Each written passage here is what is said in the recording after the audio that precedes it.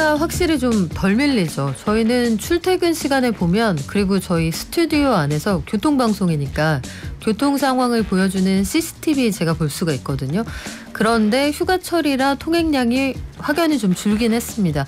해외로 나가시는 분들도 많다고 하는데, 그렇지만 물가 너무 비싸고 비행기 티켓 현지에서 사용하는 비용 너무 부담돼서 아예 전 나중에 갈래요. 휴가 좀 미룰래요.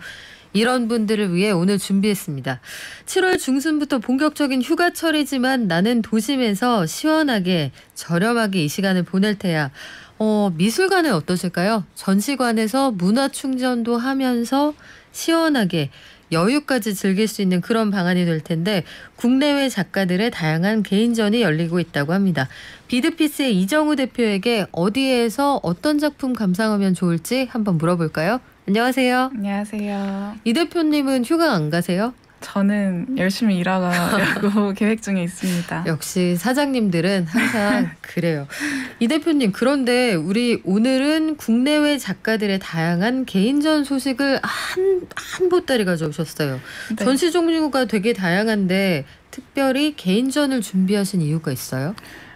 우선은 지금 한국 그리고 서울에서 굉장히 다양한 국내외 작가들의 개인전이 활발하게 펼쳐지고 있는데요. 그중에서도 개인전에 집중한 이유는 사실 전시의 종류가 굉장히 다양해요. 특별전이라든지 기획전, 초대전, 상설전도 있고 다양한데, 그중에서도 개인전 같은 경우에는 미술관에서도 그 작가의 생애 주기를 따라서 작품 변천사를 관객이 이해할 수 있도록 좀 설계를 많이 합니다. 그래서 미술 입문자나 혹은 애호가들 모두 다 한 작가의 어떤 작품 세계를 온전히 이해할 수 있는 기회가 돼서 꼭 가볼 만한 전시라고 할 수가 있을 것 같아요. 다양한 전시들 중에서도. 그리고 지금 진행되는 전시들이 제가 오늘 소개하려고 준비한 건 4가지 전시가 있는데, 그 외에도 너무 좋은 전시가 지금 많습니다. 지금이 철이군요. 제철. 네. 그래요. 한 화가의, 한 아티스트의 초년 작품, 중년 작품, 노년 작품, 이걸 보면 그 사람이 걸어온 인생이 보이기도 할 텐데, 오늘 소개해 주실 첫 번째 전시 어떤 겁니까?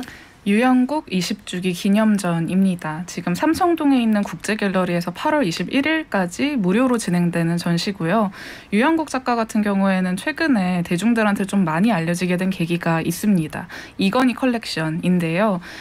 이건희 컬렉션에 이 유영국 작가의 작품이 전시가 됐었고, 또 이 전시를 보러 갔던 방탄소년단 RM이 유영국 작가 작품 앞에서 사진을 찍어 올리면서 더 많은 대중들한테 알려지기도 했었습니다. RM님의 버프를 제대로 제대로 타셨죠. 유영국 작가 같은 경우에는 그 이전부터 사실은 한국 추상미술의 거장으로 불리던 분인데요.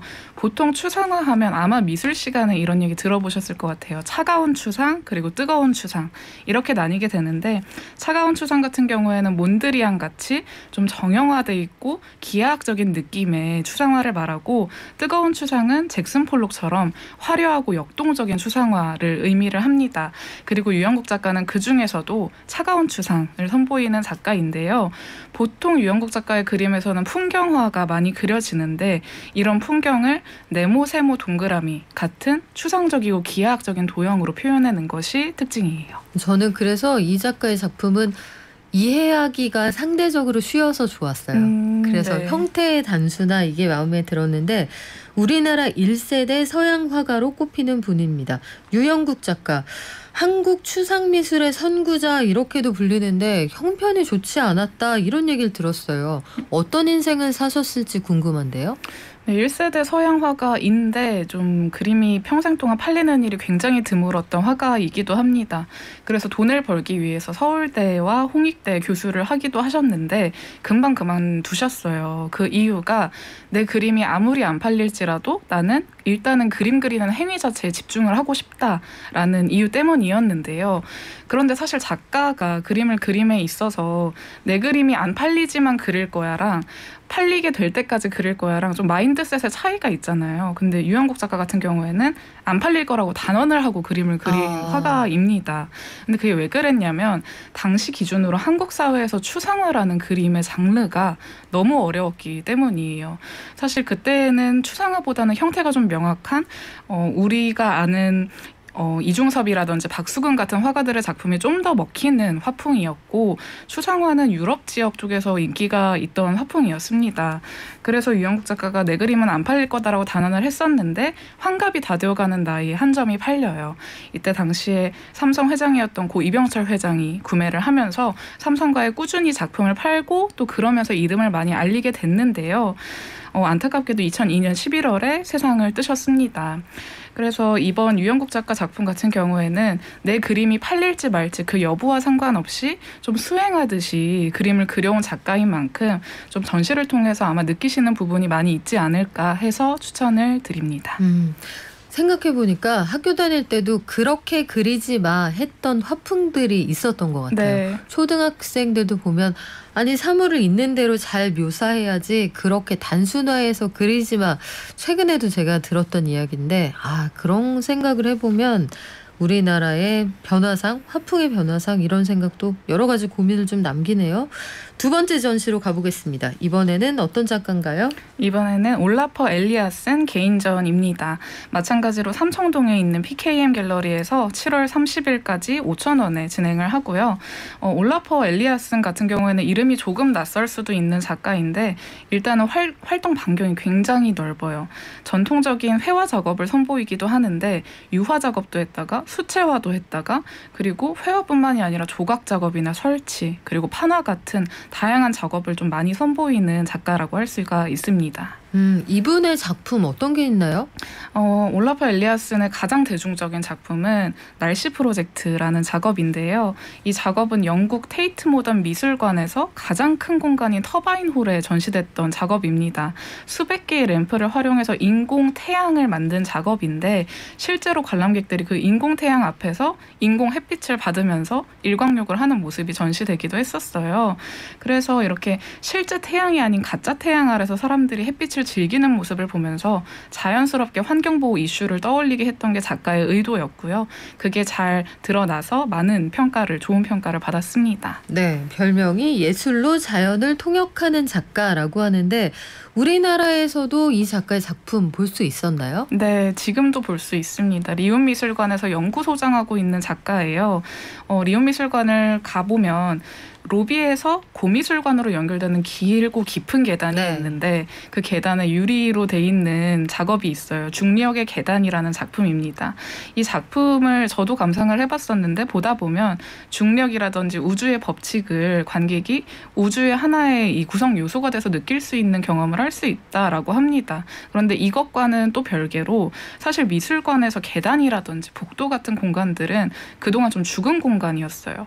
그런데 이런 공간들마저도 이동 공간들마저도 관객들이 예술 작품을 경험하고 향유할 수 있다는 점에서 높게 평가를 받았었고 엘리아슨의 또 특장점 중에 하나가 예술이라는 것을 감상하고 향유하는 고고한 게 아니라 경험하고 함께 공존하는 것으로 많이 봅니다.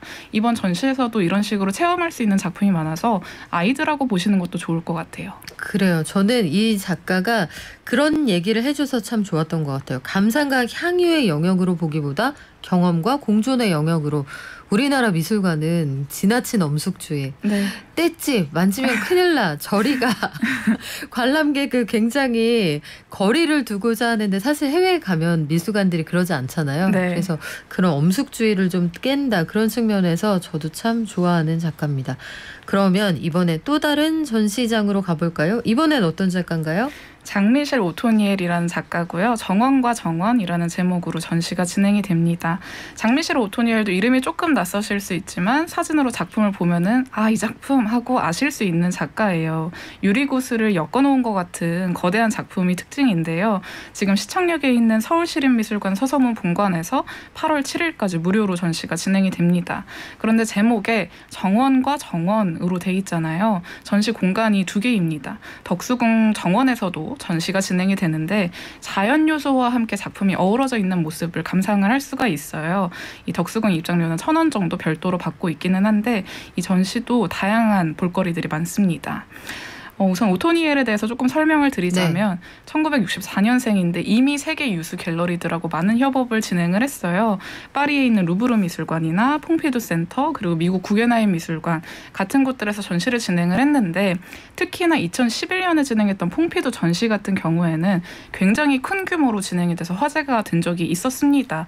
그런데 이번에 서울에서 진행하는 전시가 그때보다 더 큰 규모라고 해요. 그래요? 네, 지금 74점의 작품을 가지고 왔다라고 하는데 보통 통상적으로 전시를 할 때 작품이 100점 이상이면 대규모다라고 많이 하거든요. 그런데 이 작가 같은 경우에는 74점이 대부분 설치고 조각이에요. 그러다 보니까 굉장히 규모가 크다라고 이야기가 되는 거죠. 또 오토니엘 작업의 특징을 좀 말씀을 드리면 작품이 미술관 안뿐만 아니라 다양한 공간에 많이 전시가 됩니다. 이 작가도 미술관뿐만 아니라 조금 더 사람들하고 공존하는 작업을 펼쳐 보이고 싶어서 거리로 나서서 자신의 작품을 전시하는 게 내 비전이고 내 욕망이다라고 언급을 한 적이 있어요. 실제로 그런 작가의 의중이 이번 전시에도 많이 투영이 돼서 정원뿐만 아니라 다양한 로비 공간에서도 작품을 만나볼 수가 있습니다. 그러고 보니까 전시를 야외에서 보면 또 그 느낌이 달라요. 네. 공간과 같이 어우러지니까 세계 각국의 오픈에어 뮤지엄이 있잖아요. 그래서 아마 기회가 되시면 그 공간들을 같이 즐겨보시면 좋을 것 같은데 이번 전시에서 우리 어떤 작품 이거는 꼭 봐야 된다 그런 거 있어요? 오토니엘이 한국을 굉장히 많이 방문했던 작가인데요. 그 여러 번의 방문을 거쳐서 한국 문화에 많은 영감을 받았었다라고 해요. 그 중에서도 오토니엘이 집중했던 게 연꽃입니다. 그래서 본인의 그 구슬 작업을 황금색으로 칠해서 황금 연꽃을 선보인 작품이 있어요. 황금, 연꽃 양쪽 다 땡기네요. 그래서 그 작품 같은 경우에도 이번 전시를 통해서 만나볼 수 있고 황금 연꽃을 형상화한 만큼 덕수궁 연못에서 전시를 진행합니다. 네, 참 아름다울 것 같아요. 꼭 가보고 싶은데 조금 덜 더우면. 네. 또 가보면 좋을 만한 개인전 어떤 게 있을까요? 마지막으로는 마이클 크레이그 마틴의 개인전입니다. 서초동에 있는 예술의 전당 한가람 미술관에서 8월 28일까지 진행을 하고 2만 원의 전시 티켓 가격이 있습니다. 이 마이클 크레이그 마틴도 현대미술의 거장처럼 불리는 작가예요. 개념미술의 선구자인데 사실 개념미술이라는 게 현대미술을 좀 난해하게 만드는데 공헌을 했다라고 할까요? 조금 어려운 작가의 아이디어 자체를 예술로 만들다 보니까 어려운데 마이클 크레이그 마틴은 좀 더 대중화된 현대미술 을 선보이는 작가고 우리가 좀 어렵게 난해하게 여겼었던 부분들을 좀 더 팝아트라든지 일러스트 같은 느낌으로 표현을 하면서 현대미술을 더 가볍게 즐길 수 있게 만든 화가다라고 할 수 있습니다. 우리에게 친숙한 물건들을 많이 다룬다. 이것도 특징이라고 들었는데 이번에 우리 어떤 작품들 보고 오면 좋을까요? 이번에는 초기 작업을 좀 집중해 보시면 좋을 것 같아요. 당시에 이제 초기 작업은 개념 미술의 특징을 많이 살려서 난해한 날 것 그대로의 좀 미술을 선보였는데 미술관에 선반을 만들고 그 위에 유리컵에 물을 담아서 참나무라는 제목으로 이름을 붙인 작업입니다. 이 작업 같은 경우에 아시아 최초로 전시가 진행이 된다고 하니까 가셔서 꼭 한번 보고 오시면 좋을 것 같아요. 그래요. 어떤 작품일지 참 궁금한데 저도 시간 내서 꼭 한번 가봐야겠습니다. 역시 정우님 오시면 다들 미술관으로 달려가고 싶어요. 저도 같은 생각이에요. 지금까지 비드피스의 이정우 대표였습니다.